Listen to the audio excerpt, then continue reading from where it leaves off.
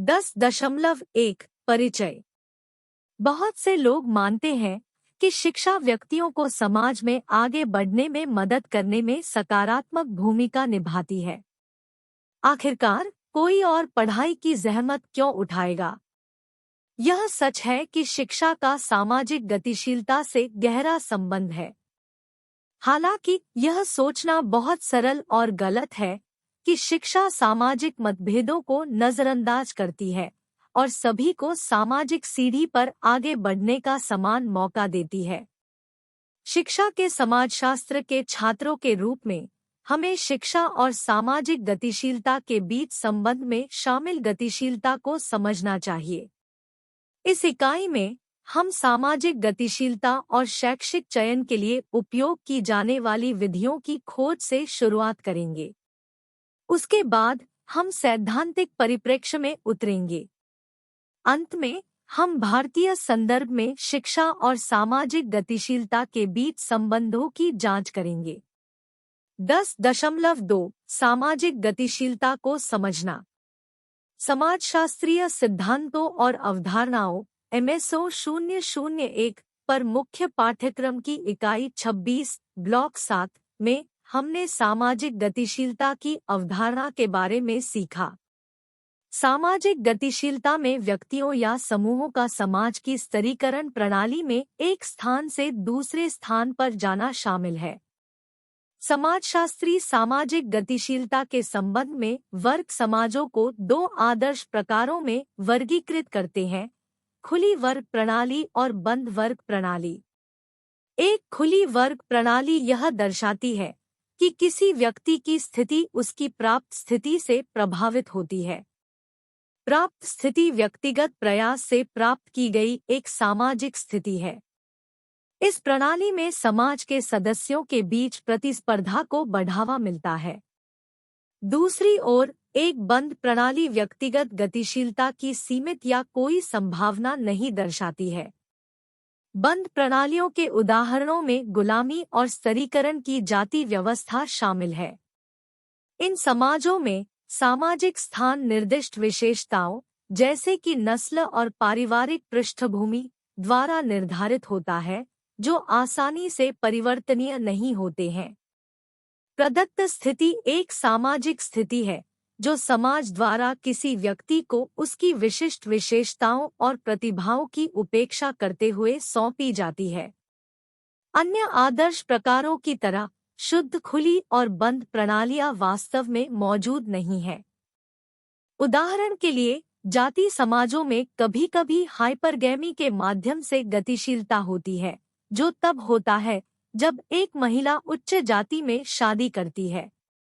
संयुक्त राज्य अमेरिका की अधिक खुली वर्ग प्रणाली में धनी परिवारों के बच्चे कई विशेषाधिकार रखते हैं। इसलिए किसी भी वर्ग प्रणाली को खुलेपन या बंदपन की अलग-अलग डिग्री के रूप में अधिक सटीक रूप से देखा जाता है। यहाँ मुख्य प्रश्न यह है कि लोग अपनी स्थिति कैसे प्राप्त करते हैं और पीढ़ियों के बीच कितना आंदोलन होता है। यहीं पर सामाजिक गतिशीलता काम आती है। समाजशास्त्री यह देखते हैं कि व्यक्ति विभिन्न पदों के लिए कैसे प्रतिस्पर्धा करते हैं और वास्तविक सामाजिक गतिशीलता की तुलना सभी को समान अवसर मिलने के आदर्श से करते हैं। इसलिए किसी व्यक्ति द्वारा प्राप्त सामाजिक स्थिति का इस बात से कोई संबंध नहीं हो सकता है कि उसने कहाँ से शुरुआत की थी। सामाजिक सीढ़ी पर ऊपर या नीचे जाना योग्यता पर आधारित है। समकालीन समाजशास्त्री सामाजिक गतिशीलता को दो प्रकारों में वर्गीकृत करते हैं: क्षैतिज और ऊर्ध्वाधर। क्षैतिज गतिशीलता में एक ही सामाजिक रैंक के भीतर जाना शामिल है, जैसे एक व्याख्याता गार्गी कॉलेज से कमला नेहरू कॉलेज में स्विच करता है। हालांकि मुख्य ध्यान ऊर्ध्वाधर गतिशीलता पर है, जिसमें एक अलग सामाजिक रैंक पर जाना शामिल है, या तो ऊपर की ओर, उदाहरण के लिए शिक्षक से प्रिंसिपल तक, या नीचे की ओर, उदाहरण के लिए मुख्य प्रबंधक से क्लर्क तक, समाज की स्तरीकरण प्रणाली में। ऊर्ध्वाधर सामाजिक गतिशीलता की जांच अंतरपीढ़ीगत और अंतरपीढ़ीगत दृष्टिकोण के माध्यम से की जा सकती है। अंतरपीढ़ीगत गतिशीलता उनके माता-पिता की तुलना में बच्चों की सामाजिक स्थिति में बदलाव को दर्शाती है। उदाहरण के लिए, एक प्लम्बर जिसके पिता एक चिकित्सक थे, नीचे की ओर अंतरपीढ़ीगत गतिशीलता का उदाहरण देता है, जबकि एक फिल्म स्टार जिसके माता-पिता फैक्ट्री कर्मचारी श्रमिक है, ऊपर की ओर अंतरपीढ़ीगत गतिशीलता का उदाहरण देता है। अंतरपीढ़ीगत गतिशीलता में किसी व्यक्ति के वयस्क जीवन के दौरान उसकी सामाजिक स्थिति में परिवर्तन शामिल होता है। उदाहरण के लिए, एक नर्स का डॉक्टर बनना पीढ़ी दर पीढ़ी ऊपर की गतिशीलता को दर्शाता है, जबकि एक व्यक्ति अपनी कंपनी के दिवालिया हो जाने के बाद टैक्सी ड्राइवर बन जाता है, जो पीढ़ी दर पीढ़ी नीचे की ओर गतिशीलता को दर्शाता है। ऊर्ध्वाधर गतिशीलता का दूसरा रूप स्तर या संरचनात्मक गतिशीलता है, जो स्तरीकरण प्रणाली में दूसरों के सापेक्ष एक विशिष्ट समूह, वर्ग या व्यवसाय के आंदोलन से संबंधित है। ऐतिहासिक परिस्थितियां या श्रम बाजार में परिवर्तन सामाजिक पदानुक्रम के भीतर एक व्यावसायिक समूह के उत्थान या पतन का कारण बन सकते हैं। उदाहरण के लिए, युद्ध या विदेश नीति संकट के समय सैन्य अधिकारियों और रणनीतिकारों को उच्च सम्मान मिल सकता है। इसी तरह, मांग में बदलाव, जैसे कि भारत में व्यवसाय प्रशासन पेशेवरों की बढ़ती आवश्यकता के कारण देश भर में प्रबंधन संस्थानों का उदय हुआ। परिणामस्वरूप, एक समूह के रूप में प्रबंधन स्नातकों ने संरचनात्मक गतिशीलता का अनुभव किया। 10.3 सामाजिक गतिशीलता और शैक्षिक चयन की रणनीतियां।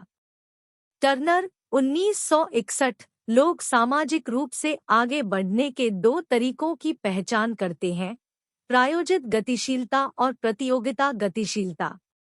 ये शिक्षा के लिए व्यक्तियों का चयन करने के विभिन्न दृष्टिकोणों का प्रतिनिधित्व करते हैं और चयन प्रक्रिया के रूप में शिक्षा को समझने के लिए एक उपयोगी ढांचे के रूप में कार्य करते हैं। प्रायोजित गतिशीलता में एक शिक्षा प्रणाली शामिल होती है, जहां विशिष्ट भर्तीकर्ताओं को मौजूदा अभिजात वर्ग या उनके प्रतिनिधियों द्वारा चुना जाता है। अभिजात वर्ग का दर्जा कथित योग्यता के आधार पर दिया जाता है और इसे प्रयास या रणनीति के माध्यम से हासिल नहीं किया जा सकता है। यह एक निजी क्लब में प्रवेश करने जैसा है, जहां प्रत्येक उम्मीदवार को मौजूदा सदस्यों से प्रायोजन की आवश्यकता होती है। इस प्रक्रिया में प्रारंभिक चयन, बाकियों से चुने गए व्यक्ति का स्पष्ट अंतर, अक्सर अलग-अलग संस्थानों में शामिल होता है। इसके बाद के चरणों में विशिष्ट स्थिति के लिए विशेष तैयारी शामिल है, जिसमें विशिष्ट कौशल प्रदान करना और विशिष्ट समूह के व्यवहार और मूल्यों की संहिता स्थापित करना शामिल है। यह तब आम है जब गरीब बच्चों के लिए शिक्षा प्रणाली मध्यम वर्ग से भिन्न होती है। दूसरी ओर, प्रतियोगिता गतिशीलता एक ऐसी प्रणाली है जहां विशिष्ट स्थिति एक खुली प्रतियोगिता और उम्मीदवारों के प्रयासों के माध्यम से अर्जित पुरस्कार है। इस परिदृश्य में समकक्ष स्थिति वाले संस्थानों तक खुली पहुंच है। विभिन्न पाठ्यक्रमों में छात्रों के बीच कोई सख्त अलगाव नहीं है। चयन मूल्यांकन, परीक्षाओं और परीक्षण प्रक्रियाओं पर आधारित है। यह एक दौड़ या खेल आयोजन की तरह है, जहां हर कोई सीमित संख्या में पुरस्कारों के लिए समान शर्तों पर प्रतिस्पर्धा करता है। मुख्य विशेषता समय पूर्व निर्णय से बचना है, साथ ही शीघ्र चयन से परहेज करना है। हालांकि सैद्धांतिक रूप से स्कूल छोड़ने का डिप्लोमा पूरा करने वाले सभी लोग उच्च शिक्षा में जा सकते हैं, लेकिन तीव्र प्रतिस्पर्धा पूरे स्पेक्ट्रम को अत्यधिक चयनात्मक बना देती है। संस्थानों की अपनी प्रवेश परीक्षाएं होती हैं, जिससे स्थिति की सैद्धांतिक समानता के बावजूद मानकों में भिन्नता होती है। ये अवधारणाएं लगभग 30 वर्षों में ब्रिटेन और अमेरिका के उदाहरणों का उपयोग करके आदर्श प्रकारों पर आधारित हैं, जो विशिष्ट शिक्षा प्रणालियों में परिवर्तनों पर लागू होती है। बॉर्डन 1974-79 ने एक मॉडल प्रस्तावित किया जो बुद्धिमत्ता, शैक्षणिक सफलता, सामाजिक पृष्ठभूमि और आकांक्षाओं के बीच संबंध की जांच करता है। अपने विश्लेषण के अनुसार वह उपलब्धि के दो स्तरीय सिद्धांत का सुझाव देते हैं। पहले स्तर में सामाजिक पृष्ठभूमि के प्राथमिक प्रभाव शामिल है, जो बुद्धि और स्कूल के प्रदर्शन के समान है। दूसरे स्तर में द्वितीयक प्रभाव शामिल होते हैं, जो तब सामने आते हैं जब समान बुद्धि और उपलब्धि वाले बच्चों को विभिन्न पाठ्यक्रमों के बीच चयन करना होता है। बॉर्डन का तर्क है कि काले, उच्च वर्ग के छात्र अपने माता-पिता के समान सामाजिक स्थिति प्राप्त करने वाले पाठ्यक्रमों का चयन करते हैं। मध्यम वर्ग के प्रति शिक्षा प्रणाली के पूर्वाग्रह और अधिक योग्य लोगों के पक्ष में भर्ती प्रक्रिया के बावजूद बॉर्डन का दावा है कि महत्वपूर्ण सामाजिक गतिशीलता होती है। उन्होंने शिक्षा और व्यवसाय प्रणालियों में स्थानों के लिए प्रतिस्पर्धा पर प्रकाश डाला और इस बात पर जोर दिया कि अधिक विशेषाधिकार प्राप्त समूहों से होना किसी लाभ की गारंटी नहीं देता है। अपेक्षाओं के विपरीत बॉर्डन का सिद्धांत दर्शाता है कि उच्च स्थिति वाले बच्चों को पदावनत किया जा सकता है, जबकि निम्न स्थिति वाले बच्चों को पदोन्नत किया जा सकता है।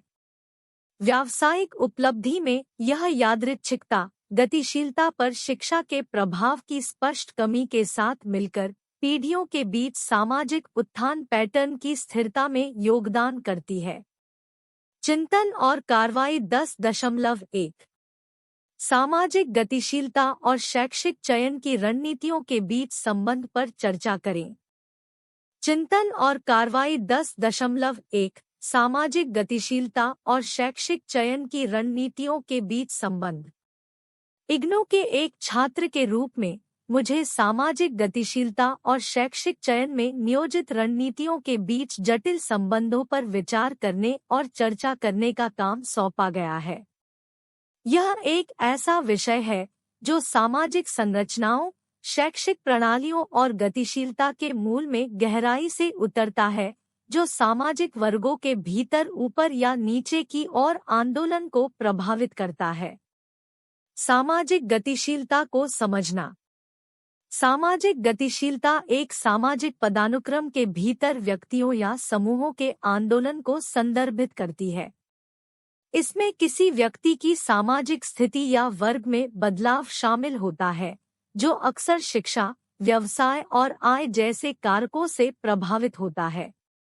व्यक्तियों की सामाजिक सीढ़ी पर ऊपर या नीचे जाने की क्षमता शैक्षिक अवसरों और उन तंत्रों से निकटता से जुड़ी हुई है जिनके माध्यम से व्यक्तियों को शैक्षिक गतिविधियों के लिए चुना जाता है।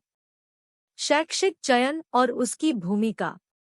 शैक्षिक चयन वह प्रक्रिया है जिसके माध्यम से व्यक्तियों को शैक्षिक अवसरों के लिए चुना जाता है, चाहे वह स्कूलों, कॉलेजों या विशेष कार्यक्रमों में प्रवेश हो। यह चयन प्रक्रिया न केवल ज्ञान का प्रवेश द्वार है, बल्कि किसी की भविष्य की संभावनाओं का एक महत्वपूर्ण निर्धारक भी है। सामाजिक गतिशीलता और शैक्षिक चयन के बीच संबंध जटिल और बहुआयामी है। शैक्षिक चयन को प्रभावित करने वाले कारक। कई कारक यह निर्धारित करने में महत्वपूर्ण भूमिका निभाते हैं कि किसे गुणवत्तापूर्ण शिक्षा तक पहुंच मिलती है और परिणामस्वरूप कौन ऊर्ध्वगामी सामाजिक गतिशीलता का अनुभव करता है। आर्थिक पृष्ठभूमि, भौगोलिक स्थिति और सामाजिक नेटवर्क अक्सर व्यक्तियों के लिए उपलब्ध शैक्षिक अवसरों को प्रभावित करते हैं। इसके अलावा संसाधनों के असमान वितरण और पक्षपाती चयन मानदंड जैसे प्रणालीगत मुद्दे मौजूदा सामाजिक पदानुक्रम को कायम रख सकते हैं। मेरिटोक्रेसी और इसकी आलोचना। शैक्षिक प्रणालियां अक्सर योग्यतावाद पर जोर देती है। यह विचार कि व्यक्तियों को उनकी क्षमताओं और उपलब्धियों के आधार पर पुरस्कृत किया जाना चाहिए। हालांकि योग्यता तंत्र की अवधारणा को एक आदर्श होने के कारण आलोचना का सामना करना पड़ा है, जो व्यवहार में प्रणालीगत पूर्वाग्रहों के कारण प्राप्य नहीं हो सकता है। कई मामलों में हाशिए पर रहने वाले समुदायों के व्यक्तियों को गुणवत्तापूर्ण शिक्षा तक पहुंचने में बाधाओं का सामना करना पड़ता है, जिससे उनकी सामाजिक गतिशीलता में वृद्धि की संभावनाएं बाधित होती है। सकारात्मक भेदभाव और सकारात्मक कार्रवाई। कुछ समूहों द्वारा सामना किए गए ऐतिहासिक नुकसान को दूर करने के लिए विभिन्न शैक्षिक प्रणालियों में सकारात्मक भेदभाव और सकारात्मक कार्रवाई नीतियों को लागू किया गया है। इन नीतियों का उद्देश्य चयन प्रक्रिया के दौरान कम प्रतिनिधित्व वाले या हाशिए पर रहने वाले समूहों को अधिमान्य उपचार प्रदान करके समान अवसर प्रदान करना है। उदाहरण के लिए, भारत में शैक्षणिक संस्थानों में अनुसूचित जाति (SC) और अनुसूचित जनजाति (ST) के लिए आरक्षण सकारात्मक कार्रवाई का एक रूप है। SC/ST छात्रों पर प्रभाव। इन नीतियों से SC/ST छात्रों को किस हद तक लाभ हुआ है, इसे बेहतर ढंग से समझने के लिए उनके दृष्टिकोण से जुड़ना महत्वपूर्ण है। 4 SC/ST छात्रों के साथ बातचीत के माध्यम से उनके अनुभव और अंतर्दृष्टि उनकी शैक्षिक यात्राओं पर सकारात्मक भेदभाव और सकारात्मक कार्रवाई के वास्तविक प्रभाव पर प्रकाश डाल सकते हैं। SC/ST छात्रों की आवाज़। इन छात्रों के साथ मेरी चर्चा में सामान्य विषय उभर कर सामने आते हैं। कई लोग सकारात्मक कार्रवाई नीतियों द्वारा प्रदान किए गए अवसरों के लिए आभार व्यक्त करते हैं, यह कहते हुए कि उनके बिना उन्हें उच्च शिक्षा तक पहुंच नहीं मिल पाती। हालांकि चुनौतियां बनी रहती हैं, जिनमें सामाजिक कलंक, रूढ़िवादिता और उनके सामने आने वाली अनोखी बाधाओं को दूर करने के लिए अतिरिक्त सहायता प्रणालियों की आवश्यकता शामिल है। आलोचनाएं और चुनौतियां। जबकि सकारात्मक कार्रवाई नीतियों का लक्ष्य समावेशिता को बढ़ावा देना है, वे चुनौतियों से रहित नहीं हैं। आलोचकों का तर्क है कि ये नीतियां भेदभाव को उल्टा कर सकती हैं और कुछ समूहों को प्राथमिकता देने की निष्पक्षता पर सवाल उठा सकती हैं। इसके अतिरिक्त असमानता के मूल कारणों को संबोधित करने में ऐसे उपायों की प्रभावशीलता के बारे में भी चिंताएं हैं।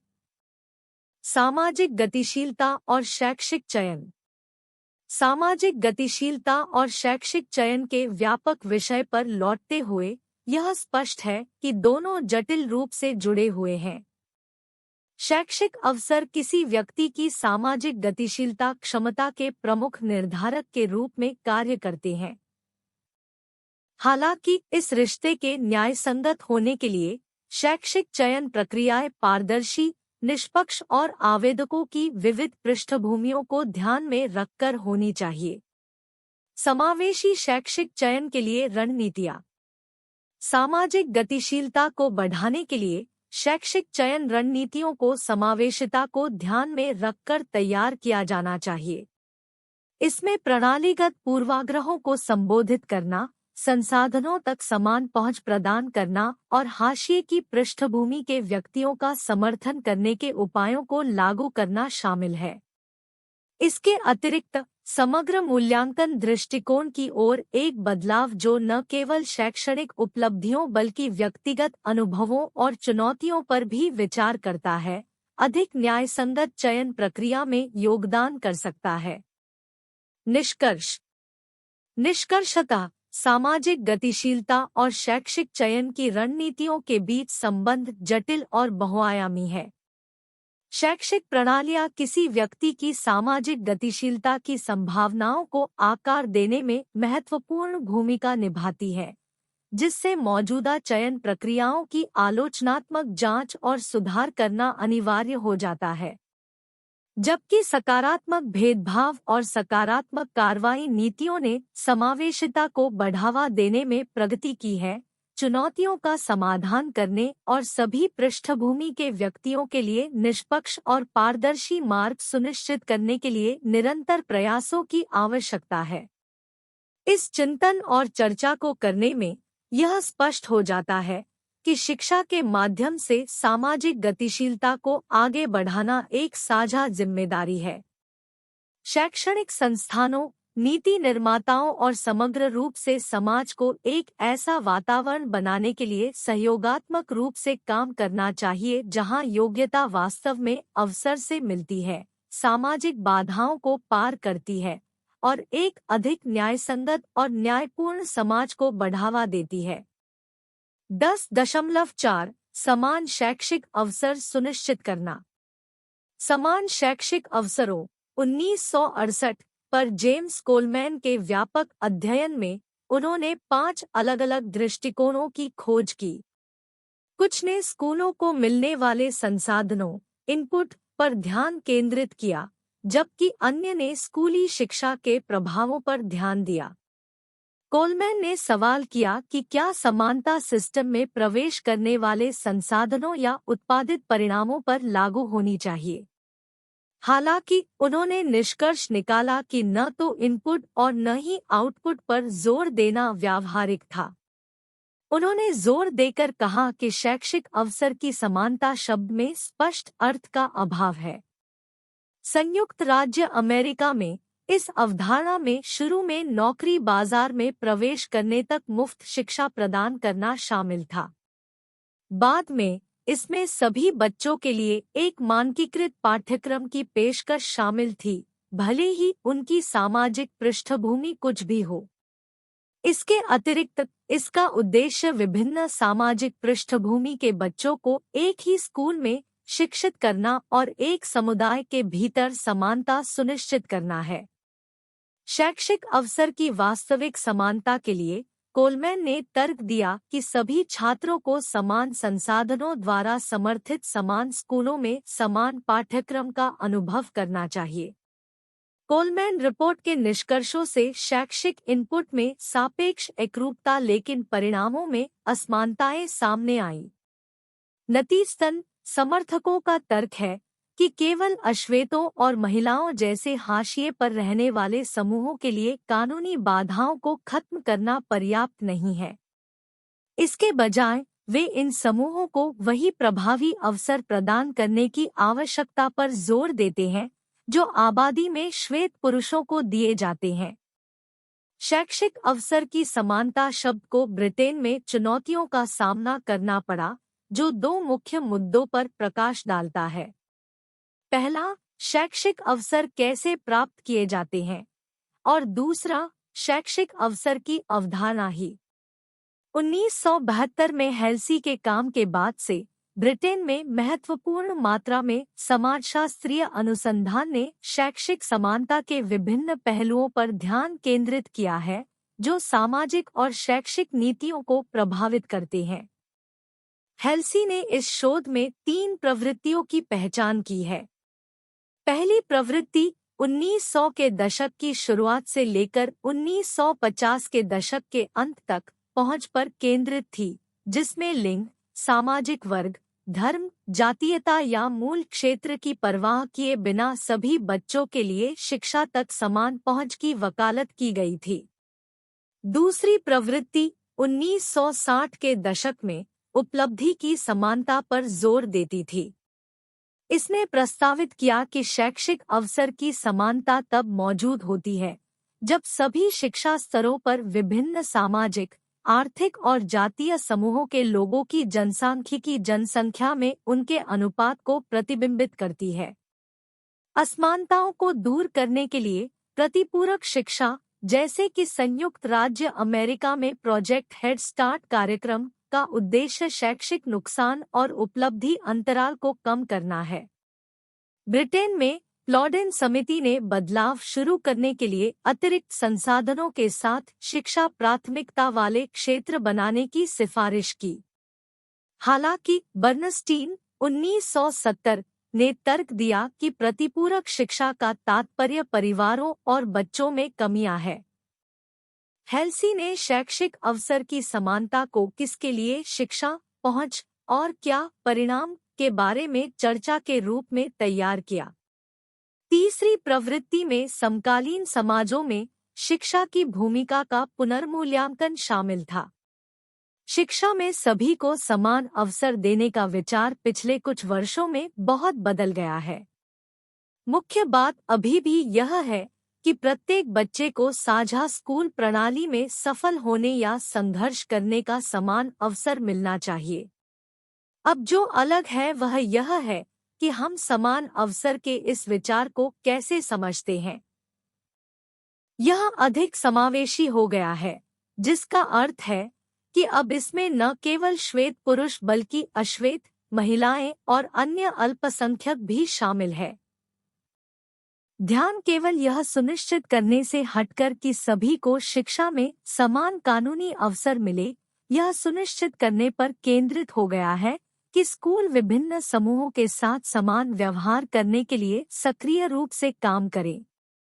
कोलमैन का तर्क है कि यह बदलाव इसलिए है क्योंकि अब हम समान अवसर देखते हैं, न केवल सभी को कागज पर समान मौका देते हैं, बल्कि यह भी सुनिश्चित करते हैं कि विभिन्न समूहों को वास्तव में समान परिणाम मिले। अब स्कूलों से अपेक्षा की जाती है कि वे विभिन्न समूहों के बीच उपस्थिति या सफलता दर में बड़े अंतर को कम करने के लिए कार्रवाई करें। 1950 के आसपास तक समान शैक्षिक अवसर का विचार बहुत सीधा था। इसका मतलब था कि काले अमेरिकियों को छोड़कर सभी को सार्वजनिक रूप से समर्थित स्कूलों में जाने और किसी भी वर्ग या जातीय पृष्ठभूमि के छात्रों के साथ समान शर्तों पर प्रतिस्पर्धा करने का अधिकार था। अमेरिकी शिक्षकों ने कहा कि यूरोपीय छात्रों को इन अधिकारों का उतना आनंद नहीं मिलता। यूरोप में शैक्षणिक रूप से प्रतिभाशाली छात्रों के लिए अलग-अलग स्कूल थे, जिससे कॉलेज की तैयारी वाले स्कूलों में उच्च मध्यम वर्ग के छात्रों की संख्या अधिक हो गई।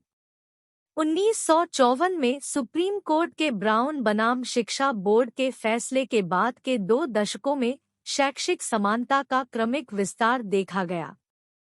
अदालत ने घोषणा की कि काले और सफेद छात्रों के लिए अलग-अलग स्कूल प्रणाली रखना असंवैधानिक है, क्योंकि अलग-अलग स्कूल स्वाभाविक रूप से असमान है।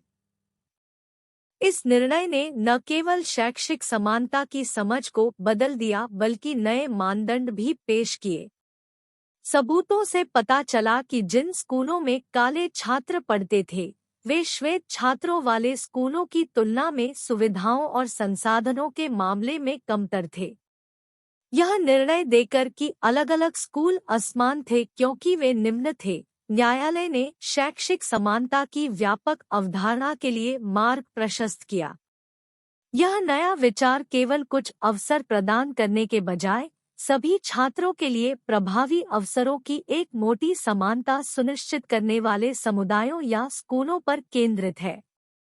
1960 के दशक के दौरान शैक्षिक समानता के प्रति अधिक सक्रिय दृष्टिकोण की ओर बदलाव आया। इसका मतलब यह था कि काले और अन्य अल्पसंख्यक छात्रों को श्वेत छात्रों के समान स्कूलों में जाने के औपचारिक ही नहीं बल्कि वास्तविक अवसर मिलने चाहिए। इसे प्राप्त करने के लिए छात्रवृत्ति और वित्तीय सहायता कार्यक्रम शुरू किए गए, जिससे अधिक गरीब और श्रमिक वर्ग के छात्रों को कॉलेज जाने की अनुमति मिली। अदालतों ने शैक्षिक समानता के बारे में अधिक सक्रिय दृष्टिकोण अपनाया, इस बात पर जोर दिया कि अल्पसंख्यक छात्रों को वास्तव में उनके श्वेत समकक्षों के समान स्कूलों में जाने का मौका मिलना चाहिए। 1970 के दशक में समान शैक्षिक अवसरों की अवधारणा में महत्वपूर्ण परिवर्तन हुए। 1960 के दशक के विपरीत इस दशक में विकलांगों और महिलाओं पर ध्यान देने सहित समानता की व्यापक समझ देखी गई। विशेष रूप से पुरुष छात्रों के लिए कॉलेजों को आलोचना का सामना करना पड़ा और दशक के अंत तक कई पूर्व एकलिंग संस्थानों ने विपरीत लिंग के सदस्यों को प्रवेश देना शुरू कर दिया था। लड़कों और लड़कियों के खेल के लिए असमान समर्थन के बारे में भी बहस हुई। इसके साथ ही शैक्षिक समानता का आकलन करने के मानदंडों में आमूलचूल बदलाव आया। 1970 के दशक के मध्य में उदारवादी और कट्टरपंथी आलोचकों ने इसे सभी समूहों के लिए मोटे तौर पर आनुपातिक शैक्षिक परिणाम प्राप्त करने के रूप में परिभाषित किया, जिसे कोलमैन ने परिणामों की समानता कहा। अब स्कूलों से यह सुनिश्चित करने की अपेक्षा की गई कि अश्वेत, महिलाएं और अन्य अल्पसंख्यक विभिन्न शैक्षिक परिणामों में श्वेत पुरुषों के बराबर हों। परिणामों में अंतर भौतिक विज्ञान में श्वेतों के कम प्रतिनिधित्व से लेकर हाई स्कूल छोड़ने वालों में अश्वेतों के अधिक प्रतिनिधित्व तक को असमान शैक्षिक अवसरों का प्रमाण माना गया। इस सवाल का कोई सीधा जवाब नहीं है कि क्या स्कूल समान शैक्षिक अवसर सुनिश्चित करते हैं। यदि हम अपना निर्णय 1970 के दशक की परिभाषाओं पर आधारित करें तो उत्तर स्पष्ट नहीं है। विभिन्न समूहों के शैक्षिक परिणामों में महत्वपूर्ण अंतर अभी भी मौजूद है। उदाहरण के लिए, निम्न आय पृष्ठभूमि वाले अश्वेत छात्रों के हाई स्कूल छोड़ने और अपने श्वेत समकक्षों की तुलना में बुनियादी साक्षरता परीक्षाओं में संघर्ष करने की अधिक संभावना होती है। हालांकि 1960 के दशक से पहले के मानदंडों का उपयोग अधिक सकारात्मक परिप्रेक्ष्य प्रदान करता है। निस्संदेह कुछ साल पहले की तुलना में अब वंचित छात्रों के लिए अधिक औपचारिक अवसर है। फिर भी समाजशास्त्री यह समझने में चिंतित है कि शिक्षा में परिवर्तन विभिन्न सामाजिक वर्गों और जातीय समूहों की संभावनाओं को कैसे प्रभावित करते हैं। केंद्रीय प्रश्न यह है कि क्या स्कूल असमानता के मौजूदा पैटर्न को कायम रखते हैं या सामाजिक पृष्ठभूमि के बावजूद व्यक्तिगत प्रतिभा और प्रयास के आधार पर अधिक खुले समाज के निर्माण में योगदान करते हैं।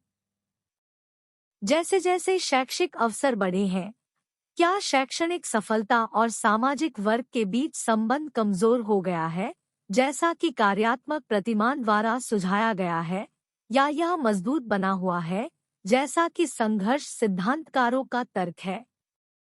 यह प्रश्न सामाजिक समानता को आकार देने में स्कूलों की भूमिका के बारे में चर्चा के केंद्र में बना हुआ है। 10.5 सामाजिक पहुंच की समानता, मिथक या वास्तविकता। सवाल यह है कि सामाजिक, आर्थिक, भाषाई, क्षेत्रीय और धार्मिक पृष्ठभूमि जैसे कारकों के आधार पर विभिन्न सामाजिक समूहों को शिक्षा तक कितनी समान पहुंच प्रदान की जाती है। यह सिर्फ शैक्षणिक संस्थानों में प्रवेश के बारे में नहीं है, यह स्कूलों के अनुभवों के बारे में है जो एक छात्र के शैक्षणिक प्रदर्शन को आकार देते हैं। भले ही निजी स्कूल विविध जातीय पृष्ठभूमि के बच्चों के लिए खुले होने का दावा कर सकते हैं, लेकिन वास्तविकता यह है कि उनकी उच्च शुल्क संरचना कई छात्रों के प्रवेश को सीमित करती है। शैक्षणिक संस्थानों के बीच पदानुक्रम समाज में सामाजिक-आर्थिक अंतर बनाए रखता है। यहाँ तक कि जब अश्वेतों, महिलाओं या निचली जातियों जैसे समूहों के व्यक्ति एक ही स्कूल में प्रवेश करते हैं, तो उनके अनुभव अक्सर उन्हें अधिक विशेषाधिकार प्राप्त साथियों की तुलना में नुकसान में डालते हैं। विभिन्न प्रकार की माध्यमिक शिक्षा वाली प्रणालियों में कामकाजी वर्ग के बच्चों के अकादमिक स्कूलों में प्रवेश करने की संभावना कम होती है और वहां जाने के बाद उनके जल्दी चले जाने की संभावना अधिक होती है। यूएस और यूरोप दोनों में विश्वविद्यालय पहुंच में सामाजिक वर्ग मतभेद मौजूद है। निम्न स्थिति वाले परिवारों में हाई स्कूल स्नातक होने से पहले पढ़ाई छोड़ देना आम बात है, जो आय स्तर और पिता के व्यवसाय से निर्धारित होती है। पोलैंड में सामाजिक पृष्ठभूमि के लिए अतिरिक्त अंक देने वाली प्रणाली के बावजूद बुद्धिजीवियों के बच्चों के पास श्रमिकों और किसानों के बच्चों की तुलना में उच्च शिक्षा में प्रवेश की बेहतर संभावना है। विषय चयन भी भेदभाव दर्शाते हैं। उदाहरण के लिए, किसानों के बच्चे कृषि महाविद्यालयों का विकल्प चुन सकते हैं, जबकि औद्योगिक श्रमिकों के बच्चे तकनीकी विश्वविद्यालयों की ओर झुक सकते हैं।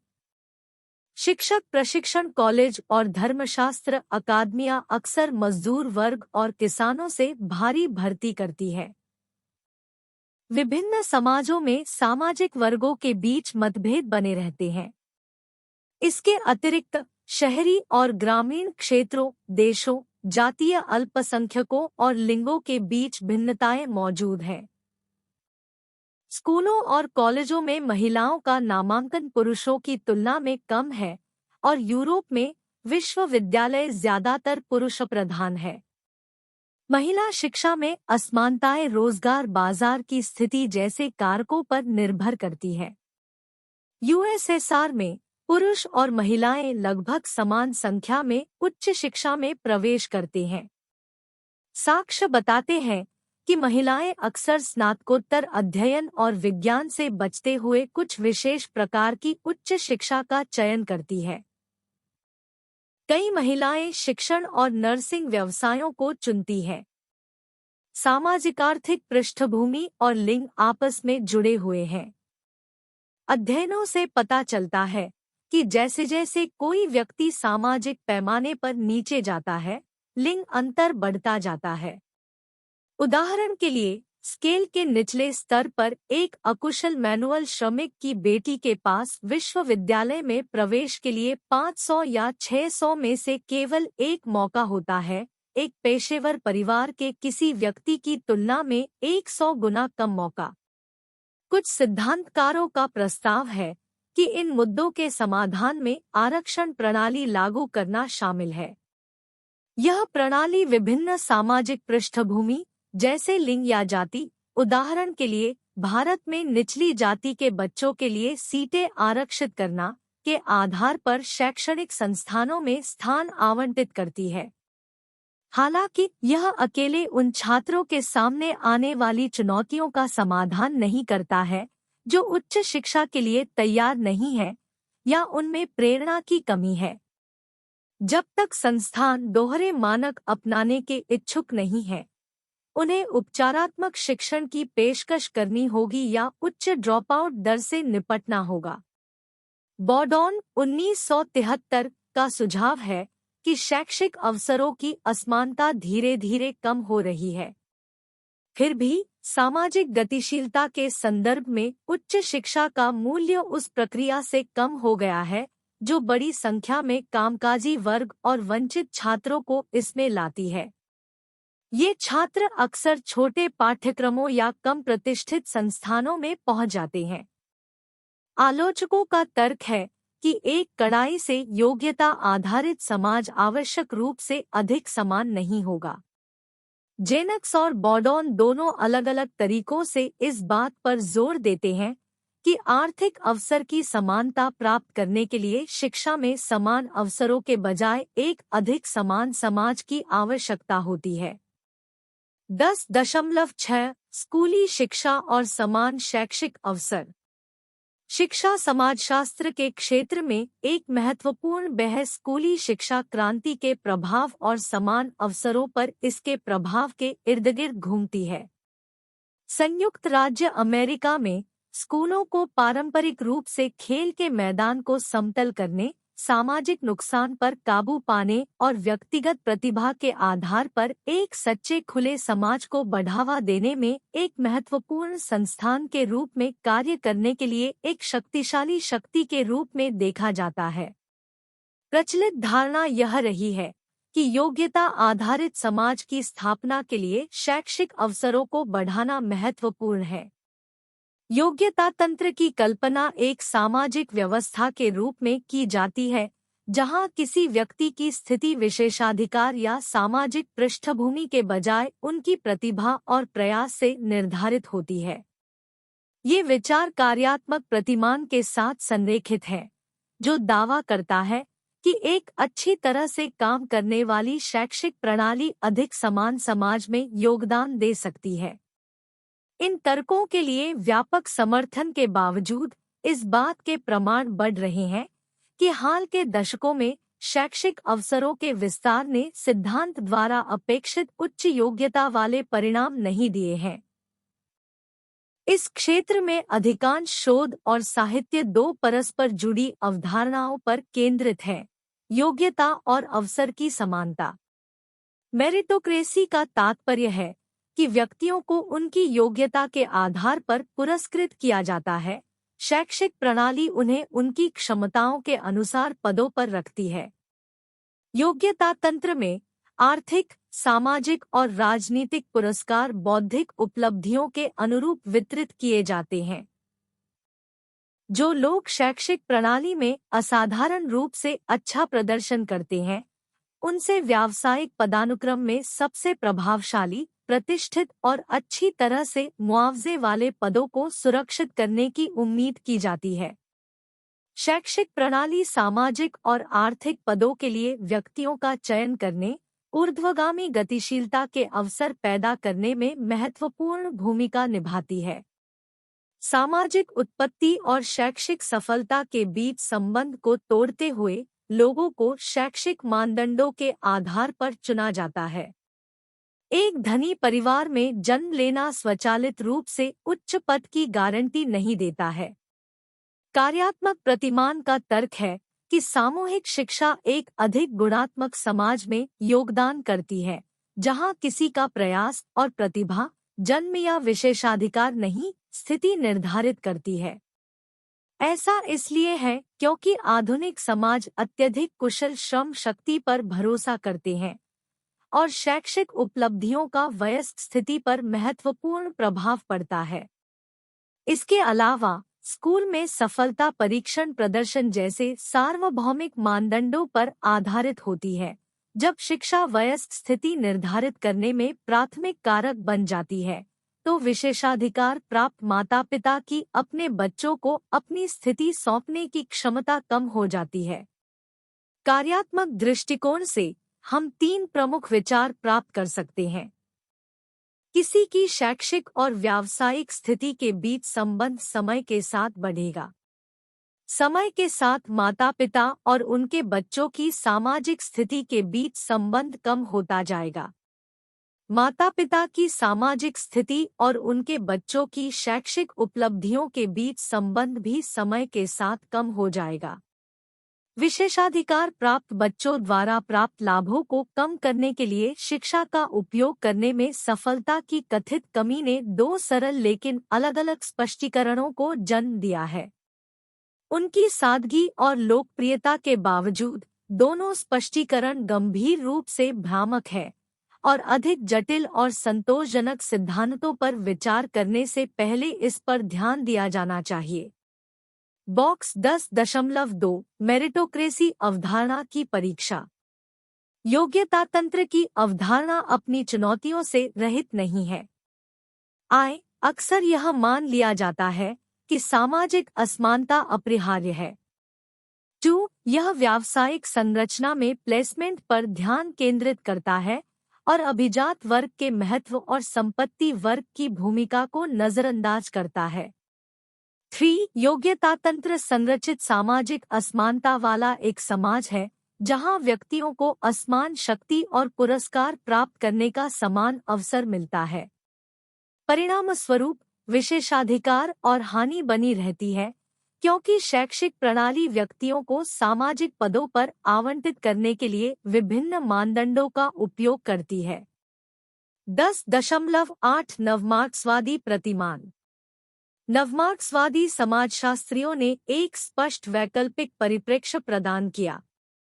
60 और 70 के दशक के उत्तरार्ध में कट्टरपंथी सिद्धांतों ने स्थापित कार्यात्मक प्रतिमान को चुनौती दी। इन सिद्धांतकारों का तर्क है कि समान अवसर पर जोर ने स्कूलों और नियोक्ताओं द्वारा वंचित युवाओं के खिलाफ व्यवस्थित भेदभाव को छिपा दिया है। वे उच्च विरासत स्थिति वाले समाज का चित्रण करते हैं, जहां स्कूल लगातार कुछ समूहों को निम्न दर्जा देते हैं, उन्हें शैक्षिक पथों को अपनाने से हतोत्साहित करते हैं, जो ऊपर की ओर गतिशीलता की ओर ले जा सकते हैं। नवमार्क्सवादी आलोचना के अनुसार स्कूल समान शैक्षिक अवसर के वादे को पूरा करने में विफल रहे हैं। उनका तर्क है कि एक पूंजीवादी समाज के भीतर स्कूल अनिवार्य रूप से विशेषाधिकार प्राप्त और वंचित समूहों के बीच मौजूदा जीवन अवसर असमानताओं को बनाए रखने में योगदान करते हैं। इस दृष्टिकोण से समान अवसर की बयानबाजी एक ऐसी प्रक्रिया को छिपाती है जिसके माध्यम से स्कूल वर्ग विभाजन को कायम रखते हैं, जिससे आबादी के एक महत्वपूर्ण हिस्से को यह विश्वास हो जाता है कि उनके पास उच्च स्थिति वाले पदों के लिए आवश्यक कौशल की कमी है। संघर्ष सिद्धांतकार इस बात पर प्रकाश डालते हैं कि सभी आधुनिक समाजों में सीमित प्रतिष्ठित पदों के लिए प्रतिस्पर्धा होती है और जो पहले से ही विशेषाधिकार प्राप्त है उन्हें महत्वपूर्ण लाभ होता है। स्कूली शिक्षा द्वारा गतिशीलता के पारंपरिक तरीकों की जगह लेने के साथ संघर्ष सिद्धांतकारों का सुझाव है कि यह विश्वास करना मूर्खतापूर्ण है कि उच्च स्थिति वाले समूह अपने संसाधनों का उपयोग अपने बच्चों के लिए सबसे मूल्यवान शैक्षणिक योग्यता हासिल करने के लिए नहीं करेंगे। हालांकि आलोचकों का कहना है कि सामाजिक गतिशीलता डेटा इस सदी में और शायद 20वीं सदी में भी पर्याप्त ऊपर और नीचे की ओर गति दर का संकेत देता है। 10.9 स्थिति प्रतियोगिता का सिद्धांत। स्थिति प्रतियोगिता सिद्धांत इस बात पर प्रकाश डालता है कि कैसे समूहों के बीच प्रतिस्पर्धा शैक्षिक योग्यता में तेजी से वृद्धि लाती है, जो सीधे तौर पर किसी विशिष्ट नौकरी के लिए आवश्यक वास्तविक कौशल से संबंधित नहीं हो सकती है। स्कूली शिक्षा में वृद्धि से निम्न स्थिति वाले समूहों की शैक्षिक उपलब्धियों का विस्तार होता है, जिससे उन्हें कौशल और योग्यताएं मिलती हैं जो पहले वांछनीय नौकरियां हासिल कर सकती थी। हालांकि यह विस्तार सभी की शैक्षिक उपलब्धियों को भी बढ़ाता है। निम्न स्थिति वाले समूहों की तुलना में उच्च और मध्यम स्थिति समूहों को अधिक अवसर प्रदान करता है। किसी समूह की वांछनीय नौकरियां प्राप्त करने की संभावना निर्धारित करने में महत्वपूर्ण कारक उनकी योग्यता का पूर्ण स्तर नहीं है, जो सिद्धांत बताता है कि प्रश्न में नौकरियों के लिए पहले से ही पर्याप्त से अधिक हो सकता है। इसके बजाय यह अन्य समूहों की तुलना में सापेक्ष शैक्षिक योग्यता है। यद्यपि शैक्षिक अवसरों का विस्तार वंचित समूहों के लिए प्रगति की छाप पैदा कर सकता है, सिद्धांत बताता है कि क्योंकि उच्च स्थिति वाले समूहों के पास हमेशा अधिक स्कूली शिक्षा प्राप्त करने और अपनी प्रतिस्पर्धात्मक बढ़त बनाए रखने के लिए अधिक संसाधन होते हैं, बावजूद इसके निम्न स्थिति वाले छात्रों की सापेक्ष संभावनाएं लगभग स्थिर रहती हैं। शैक्षिक स्तर बढ़ाना। सिद्धांत का तात्पर्य है कि शैक्षिक अवसर व्यापक अवसरों की ओर ले जाएंगे यदि जानबूझकर और सचेत रणनीतियां वांछनीय व्यवसायों के लिए सबसे अधिक प्रासंगिक शिक्षा प्रमाण पत्र रखने में एक विशेष समूह की सापेक्ष स्थिति को ऊपर उठाने के लिए है। सिद्धांत यह सुझाव देता प्रतीत होता है कि केवल सकारात्मक कार्रवाई के माध्यम से निम्न स्थिति वाले छात्र अपने अधिक विशेषाधिकार प्राप्त समकक्षों के साथ बराबरी कर सकते हैं। इसलिए श्रमिक वर्ग समूहों की स्थिति में अतीत की तुलना में वास्तव में सुधार नहीं हुआ है। भले ही वर्तमान पीढ़ी पिछली पीढ़ियों की तुलना में अधिक शिक्षित है, फिर भी उच्च स्तरीय नौकरियां पाने की उनकी संभावनाएं बेहतर नहीं हुई है।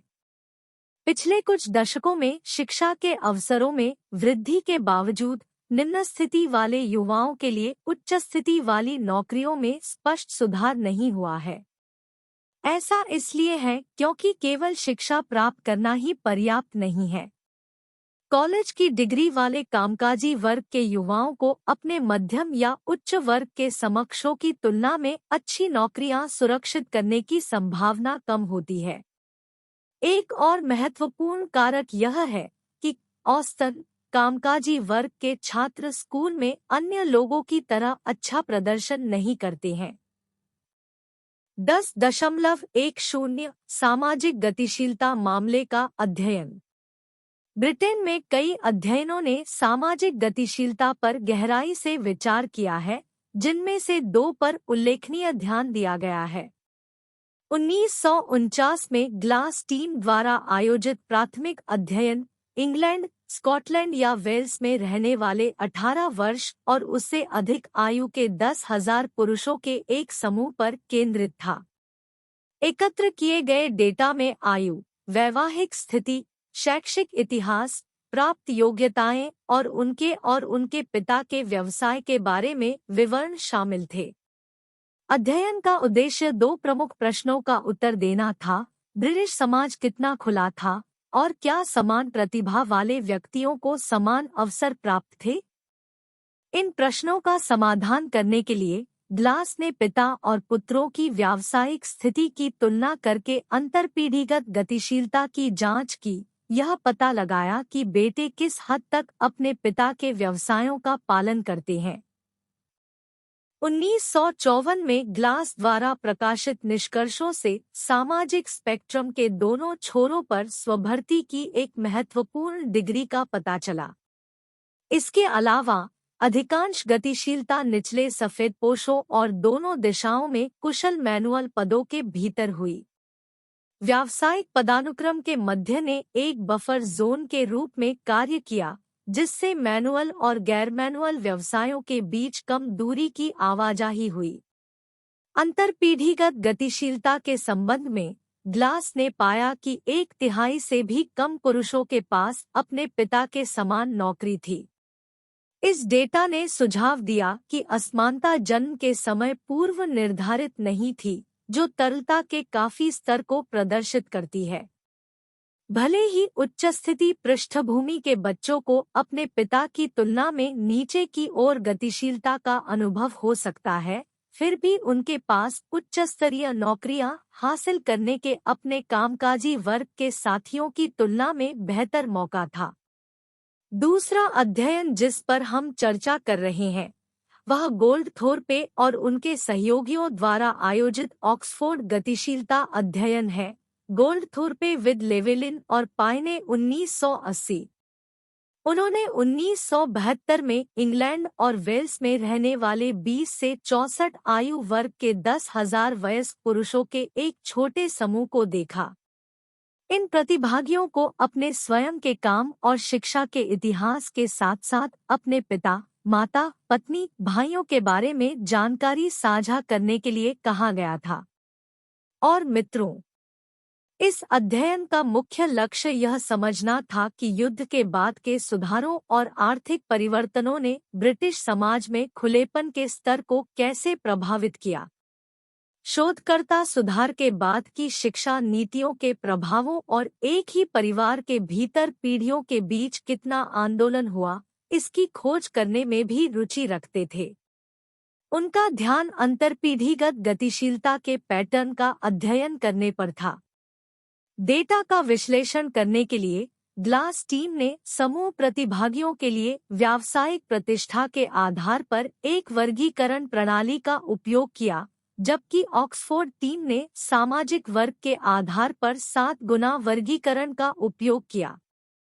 इन 7 वर्गों को 3 मुख्य समूहों में विभाजित किया गया था।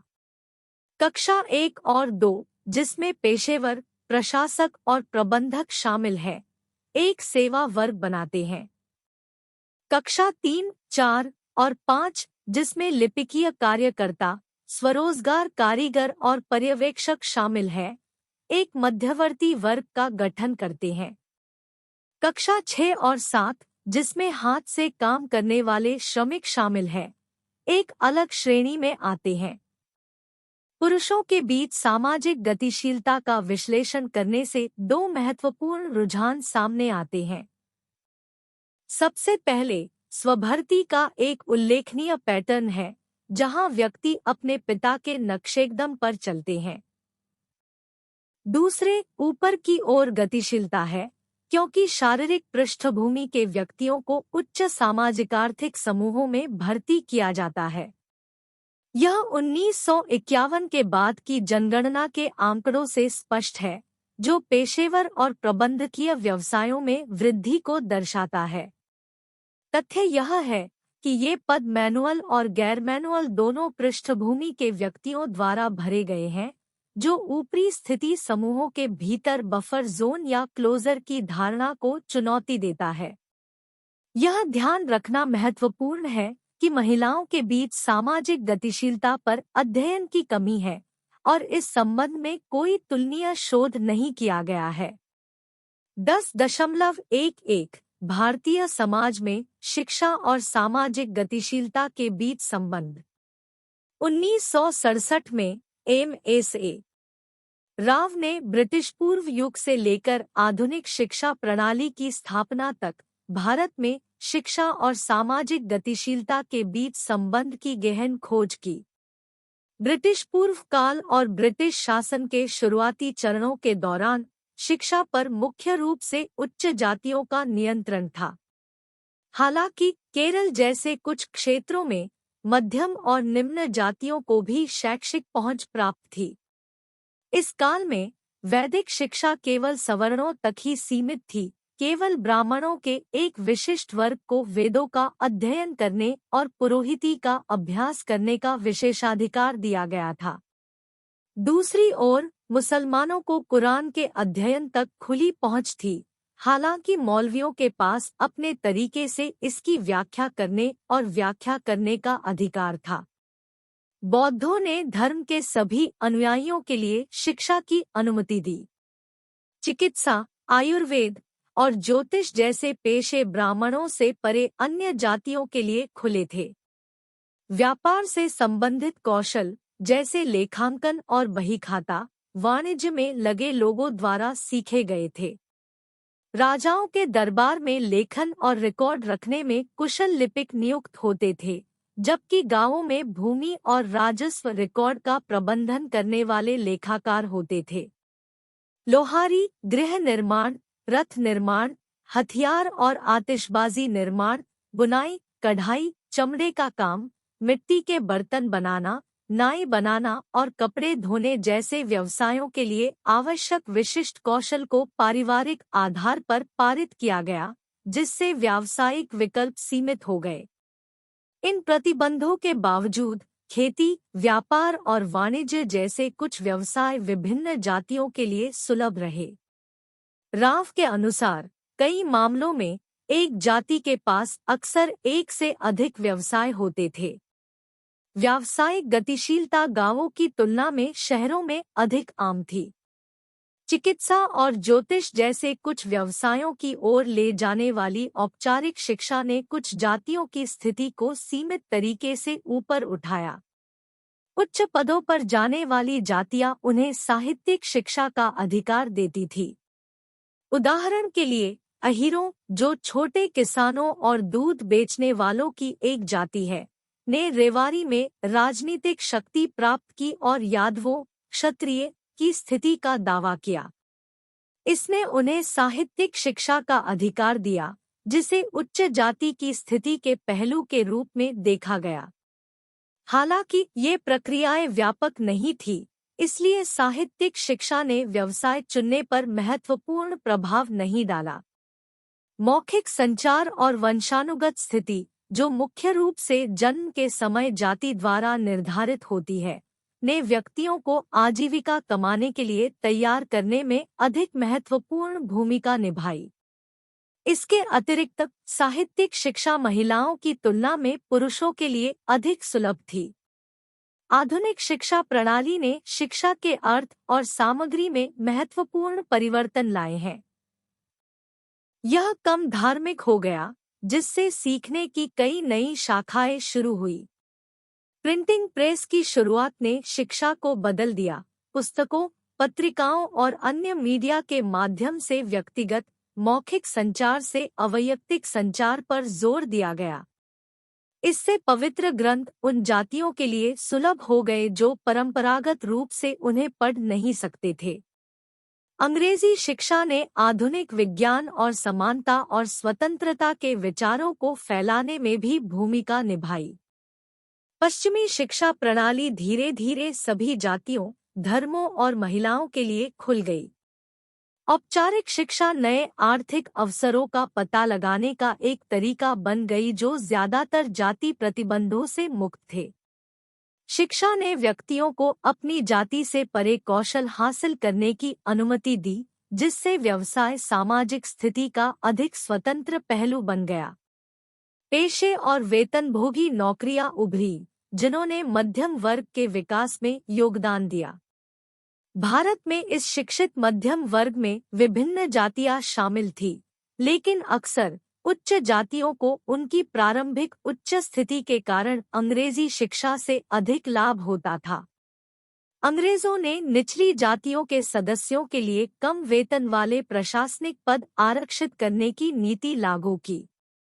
अंग्रेजी शिक्षा के आर्थिक लाभों के बारे में जागरूकता निचली जातियों में फैल गई, जिससे नई शिक्षा को आगे बढ़ाने के लिए व्यापक प्रयास किए गए। स्वतंत्र भारत में सरकार ने पिछड़ी जातियों, अनुसूचित जातियों और अनुसूचित जनजातियों के लिए आरक्षण की नीति जारी रखी, उन्हें शैक्षिक और अन्य विशेषाधिकार प्रदान किए। नई शिक्षा प्रणाली द्वारा लाया गया एक महत्वपूर्ण परिवर्तन व्यवसाय को जाति से धीरे धीरे अलग करना था। पारंपरिक जाति व्यवस्था में व्यवसायों को अनुष्ठानिक शुद्धता और प्रदूषण के आधार पर क्रमबद्ध किया जाता था, लेकिन आज उन्हें कुछ हद तक उनके द्वारा उत्पन्न आय के आधार पर क्रमबद्ध किया जाता है। पश्चिम से शिक्षा के स्वरूप ने लोगों और समूहों को पश्चिमीकरण के माध्यम से समाज में आगे बढ़ने की अनुमति दी है। इस प्रणाली में जाति सदस्यता निर्णायक कारक नहीं है। लोग अपने बच्चों को पब्लिक स्कूलों और कॉन्वेंट में भेजते हैं, आधुनिक और बेहतर वेतन वाले व्यवसाय अपनाते हैं और पश्चिमी जीवन शैली अपनाते हैं। लोग जिन दो तरीकों से सामाजिक सीढ़ी पर चढ़ते हैं, अर्थात संस्कृतिकरण और पश्चिमीकरण, परस्पर अनन्य नहीं है। कई व्यक्ति दोनों दुनियाओं से लाभ उठाने की कोशिश करते हुए दोनों में संलग्न होते हैं। संस्कृतिकरण में निचली हिंदू जाति, जनजाति या समूह को उच्च जाति की ओर अपने रीति-रिवाजों, विचारधारा और जीवन शैली को बदलना शामिल है। आमतौर पर इस परिवर्तन के बाद स्थानीय समुदाय द्वारा पारंपरिक रूप से मान्यता प्राप्त जाति पदानुक्रम में उच्च स्थान का दावा किया जाता है। दूसरी ओर पश्चिमीकरण का तात्पर्य 150 वर्षों से अधिक के ब्रिटिश शासन के कारण भारतीय समाज और संस्कृति में आए परिवर्तनों से है। इसमें प्रौद्योगिकी, संस्थानों, विचारधारा और मूल्यों में परिवर्तन शामिल है। पश्चिमी शिक्षा प्रणाली ने समतावादी विचारों और आधुनिक वैज्ञानिक तर्कसंगता को फैलाने में भी भूमिका निभाई। इन विचारों ने समान अवसरों के लिए राष्ट्रीय आंदोलन को प्रभावित किया, सामाजिक सुधारों को प्रेरित किया और जाति व्यवस्था का समर्थन करने वाले पारंपरिक मूल्यों को चुनौती दी। बॉक्स 10.2 आधुनिक भारत में शिक्षा तक पहुंच। भारत में शैक्षणिक संस्थानों द्वारा प्रदान की जाने वाली शिक्षा की गुणवत्ता के मामले में उनके बीच एक स्पष्ट पदानुक्रम है। एक छोर पर शहरों में अच्छी तरह से स्थापित पब्लिक स्कूल हैं, जैसे नई दिल्ली में GD गोयनका, जो आधुनिक सुविधाएं, योग्य कर्मचारी, वातानुकूलित कक्षाएं और यहां तक कि त्वचा सेंसर नल जैसी उन्नत सुविधाएं प्रदान करते हैं। ये स्कूल मुख्य रूप से समाज के समृद्ध वर्गों की सेवा करते हैं। दूसरी ओर हमें स्थानीय नगर निगम स्कूल मिलते हैं, जिनमें उचित बुनियादी ढांचे की कमी होती है, जिसमें ब्लैकबोर्ड और चौक जैसी बुनियादी सुविधाएं होती है और अक्सर शिक्षकों की कमी होती है। शैक्षिक मानकों में यह भारी विरोधाभास स्कूलों तक ही सीमित नहीं है, यह कॉलेजों, विश्वविद्यालय विभागों और यहाँ तक कि विभिन्न विश्वविद्यालयों तक फैला हुआ है। यह अंतर न केवल शहरी और ग्रामीण क्षेत्रों के बीच, बल्कि महानगरीय स्कूलों और गांवों के स्कूलों के बीच भी स्पष्ट है। यह असमानता समकालीन भारत में सभी के लिए समान शैक्षिक अवसर सुनिश्चित करने में चुनौतियों को रेखांकित करती है। शैक्षणिक संस्थानों के पदानुक्रम और छात्रों और शिक्षकों दोनों की सामाजिक पृष्ठभूमि के बीच एक स्पष्ट संबंध मौजूद है। धनी पृष्ठभूमि के छात्र अक्सर सार्वजनिक स्कूलों और कॉन्वेंट में दाखिला लेते हैं, जबकि कम समृद्ध पृष्ठभूमि के छात्र आमतौर पर नगर निगम, जिला बोर्ड और सरकारी स्कूलों में पाए जाते हैं। इस प्रकार के स्कूलों के बीच शिक्षा की गुणवत्ता में काफी भिन्नता होती है। पब्लिक स्कूल और कॉन्वेंट एक सामाजिक वातावरण प्रदान करते हैं जो छात्रों के घरों में प्रचलित पश्चिमी जीवन शैली के साथ कुछ हद तक मेल खाता है। हालांकि यह शिक्षा उच्च लागत पर आती है, जिससे मुख्य रूप से उच्च वर्ग और उच्च आय वाले परिवारों के छात्रों तक पहुंच सीमित हो जाती है। इन विशेषाधिकार प्राप्त छात्रों को इंजीनियरिंग और मेडिकल कॉलेजों में प्रवेश पाने में भी फायदा होता है, जहां सीटें कभी-कभी मौद्रिक दान के माध्यम से प्राप्त की जाती है। इसके अतिरिक्त धनी छात्र विभिन्न शैक्षिक स्तरों पर निजी ट्यूटर्स का खर्च उठा सकते हैं। इसके विपरीत स्कूलों और कॉलेजों में कुछ शिक्षक उच्च शिक्षण मानकों को बनाए रखने और छात्रों को अपने निजी संस्थानों की ओर आकर्षित करने के लिए ट्यूटोरियल कक्षाएं आयोजित करते हैं। फिर भी शैक्षिक अवसर सैद्धांतिक रूप से सभी व्यक्तियों के लिए उपलब्ध हैं, चाहे वे किसी भी जाति या धर्म के हों, जब तक वे उन्हें प्राप्त करने के इच्छुक हों। जाति संघ अपने स्वयं के शैक्षणिक संस्थान चलाते हैं, जहां वे एक ही जाति के छात्रों को प्रवेश देने के प्रति पक्षपात दिखाते हैं। शिक्षकों का चयन भी उनकी जाति के आधार पर किया जाता है। जाति आधारित पहल और तरजीही राज्य नीतियां शिक्षा प्रणाली को अलग तरह से प्रभावित करती हैं।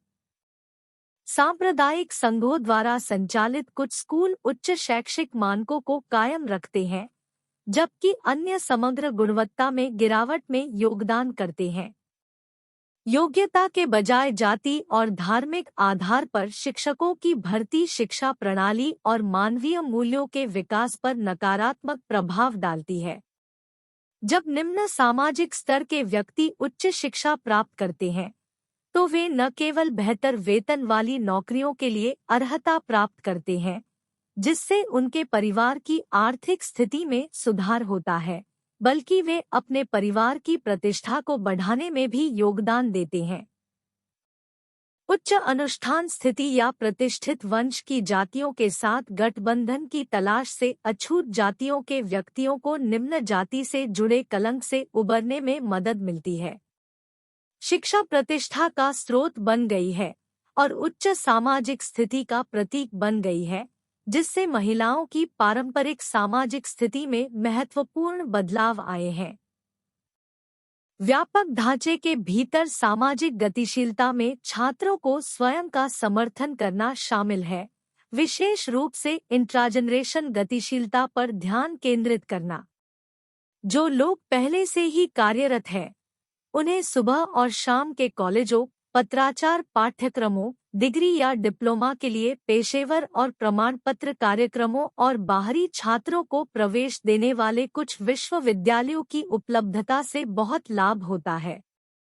औपचारिक वयस्क शिक्षा के ये रास्ते सामाजिक गतिशीलता के एक स्वतंत्र साधन के रूप में कार्य करते हैं।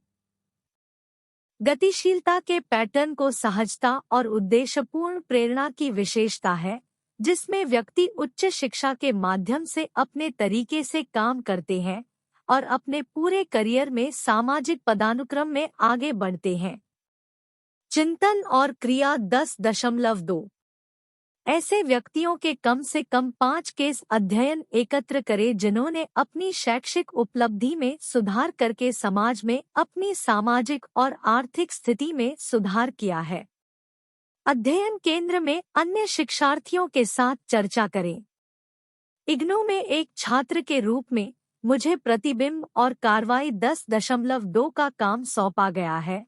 मुझे ऐसे व्यक्तियों के कम से कम 5 केस अध्ययनों को इकट्ठा करने और उन पर चर्चा करने की आवश्यकता है जिन्होंने उन्नत शैक्षणिक उपलब्धि के माध्यम से समाज में अपनी सामाजिक और आर्थिक स्थिति में सुधार किया है। यह असाइनमेंट हमें व्यक्तियों के जीवन में शिक्षा की परिवर्तनकारी शक्ति और सामाजिक उत्थान में इसकी भूमिका का पता लगाने के लिए प्रेरित करता है। निम्नलिखित चर्चा में मैं विविध अनुभवों और सामाजिक और आर्थिक गतिशीलता पर शिक्षा के प्रभाव पर प्रकाश डालने वाले केस अध्ययन प्रस्तुत करूंगा। परिचय। शिक्षा को सामाजिक और आर्थिक उन्नति के लिए एक शक्तिशाली उपकरण के रूप में व्यापक रूप से स्वीकार किया जाता है। व्यक्तियों और समुदायों को सशक्त बनाने की शिक्षा की क्षमता विभिन्न मामले के अध्ययनों में स्पष्ट है, जहां व्यक्तियों ने उन्नत शैक्षिक प्राप्ति के माध्यम से सामाजिक आर्थिक बाधाओं को पार कर लिया है। इस चिंतन में मैं 5 केस अध्ययनों पर चर्चा करूंगा, जिनमें से प्रत्येक एक अनूठी यात्रा का वर्णन करेगा कि शिक्षा ने सामाजिक और आर्थिक उत्थान में कैसे योगदान दिया है। Case study 1। रमेश कुमार। सीमित संसाधनों वाले ग्रामीण समुदाय में जन्मे रमेश कुमार को बड़े होने में कई चुनौतियों का सामना करना पड़ा। हालांकि गरीबी के चक्र को तोड़ने के उनके दृढ़ संकल्प ने उन्हें उत्साहपूर्वक शिक्षा प्राप्त करने के लिए प्रेरित किया। छात्रवृत्ति और सामुदायिक सहायता के माध्यम से रमेश ने इंजीनियरिंग में डिग्री हासिल करते हुए अपनी उच्च शिक्षा पूरी की। इस शैक्षिक उपलब्धि ने न केवल उनकी व्यक्तिगत स्थिति को ऊंचा किया, बल्कि उनके समुदाय में भी सकारात्मक बदलाव लाए, जिससे अन्य युवाओं को शिक्षा को प्राथमिकता देने के लिए प्रेरणा मिली। Case study 2। मीना देवी। हाशिए पर रहने वाले समुदाय की महिला मीना देवी को कम उम्र से ही लिंग आधारित भेदभाव का सामना करना पड़ा। सामाजिक बाधाओं के बावजूद उन्होंने अटूट समर्पण के साथ शिक्षा प्राप्त की। मीना की शैक्षिक यात्रा ने उन्हें लैंगिक मानदंडों को चुनौती देने और अपने समुदाय में महिलाओं के अधिकारों की वकालत करने के लिए सशक्त बनाया। सामाजिक कार्य की पृष्ठभूमि के साथ मीना ने लड़कियों के लिए शैक्षिक कार्यक्रम शुरू करने, लैंगिक समानता के प्रति समुदाय के दृष्टिकोण में सकारात्मक बदलाव को बढ़ावा देने में महत्वपूर्ण भूमिका निभाई। Case study 3। अब्दुल खान। आर्थिक रूप से वंचित पृष्ठभूमि से आने वाले अब्दुल खान ने उच्च शिक्षा हासिल करने के लिए वित्तीय बाधाओं को पार किया। व्यवसाय प्रबंधन में उनकी शैक्षिक यात्रा ने उन्हें एक छोटा उद्यम शुरू करने के कौशल से सुसज्जित किया। कड़ी मेहनत और रणनीतिक योजना के माध्यम से अब्दुल ने अपने मामूली व्यवसाय को एक सफल उद्यम में बदल दिया, जिससे न केवल उनकी आर्थिक भलाई में योगदान हुआ, बल्कि उनके समुदाय में अन्य लोगों के लिए नौकरी के अवसर भी पैदा हुए। Case study 4। अनन्या गुप्ता। पहली पीढ़ी की शिक्षार्थी अनन्या गुप्ता को सामाजिक अपेक्षाओं का सामना करना पड़ा, जो उनके समुदाय में महिलाओं के लिए शिक्षा को अनावश्यक मानती थी। इन चुनौतियों के बावजूद अनन्या ने लिंग मानदंडों को तोड़ते हुए चिकित्सा में अपना करियर बनाया और अन्य महत्वाकांक्षी महिला छात्रों के लिए एक आदर्श बन गई।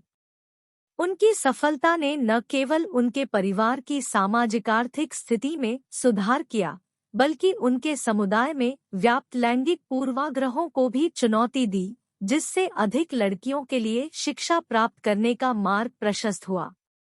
Case study 5। राजेश सिंह।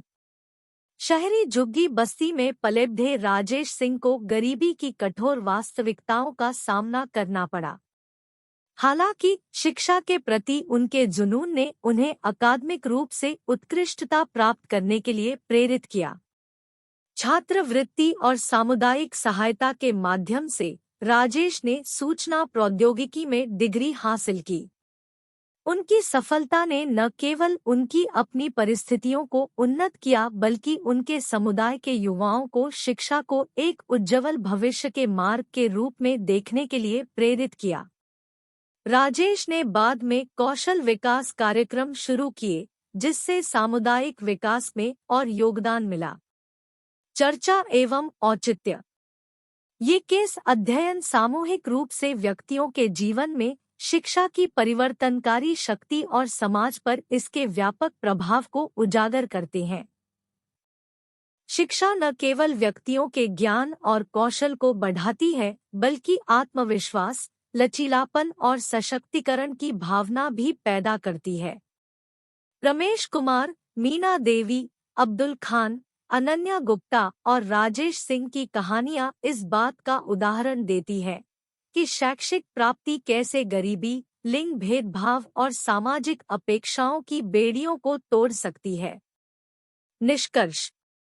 निष्कर्ष में इस प्रतिबिंब में प्रस्तुत केस अध्ययन सामाजिक और आर्थिक गतिशीलता में शिक्षा की महत्वपूर्ण भूमिका को रेखांकित करते हैं। रमेश कुमार, मीना देवी, अब्दुल खान, अनन्या गुप्ता और राजेश सिंह की कहानियां व्यक्तियों और उनके समुदायों पर शिक्षा के परिवर्तनकारी प्रभाव का उदाहरण देती है। इग्नू में एक छात्र के रूप में यह अन्वेषण सामाजिक असमानताओं को दूर करने और समावेशी विकास को बढ़ावा देने के साधन के रूप में शिक्षा को बढ़ावा देने के महत्व को पुष्ट करता है। 10.12 निष्कर्ष। शिक्षा और सामाजिक गतिशीलता के बीच संबंध जटिल है और हमेशा बदलता रहता है। इस अनुभाग को पढ़ने के बाद आपने शायद देखा होगा कि सभी पर लागू होने वाले व्यापक बयान देना वास्तव में कठिन है। शिक्षा व्यक्तियों और समूहों को समाज में आगे बढ़ने में मदद करने में महत्वपूर्ण भूमिका निभाती है, लेकिन ऐसे कई कारक हैं जो इस रिश्ते के काम करने के तरीके को बदल सकते हैं। सख्त सामाजिक वर्गों वाले समाज में शिक्षा का निष्पक्ष और अप्रभावित रहना कठिन है। कभी-कभी यह चीजों को वैसे ही बनाए रखता है जैसे वे हैं और लोगों के विभिन्न समूहों के बीच विभाजन को मजबूत करता है। उदाहरण के लिए, कुछ मामलों में भले ही दलित जैसी निचली जाति का कोई व्यक्ति शिक्षा के उच्चतम स्तर तक पहुंच जाता है, फिर भी उन्हें भेदभाव का सामना करना पड़ सकता है। लेकिन दूसरी तरफ कई बार स्कूल इन पूर्वाग्रहों पर काबू पाने में भी कामयाब हो जाते हैं। वे लोगों, विशेषकर वंचित पृष्ठभूमि के लोगों को उचित मौका देते हैं, जिससे उन्हें बाधाओं को दूर करने और समाज में आगे बढ़ने में मदद मिलती है।